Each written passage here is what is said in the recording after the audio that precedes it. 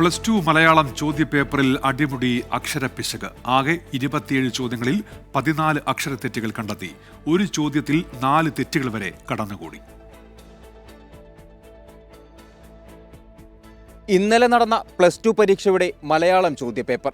മലയാളം അധ്യാപകരുടെ പാനൽ തയ്യാറാക്കിയ ചോദ്യപേപ്പറിൽ കടന്നുകൂടിയ തെറ്റുകൾ ഇങ്ങനെ.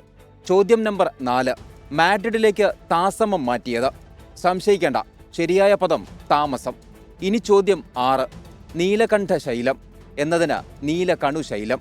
ചോദ്യം 9 സച്ചിനെക്കുറിച്ച് എന്നതിന് പകരം സച്ചിനെ കറിച്ച്. ഇങ്ങനെ നീളുന്നു ചോദ്യങ്ങളിലെ അക്ഷരത്തെറ്റുകൾ. എണ്ണിയെടുത്താൽ ആകെ 27 ചോദ്യങ്ങളിൽ 14 തെറ്റുകളുണ്ട്.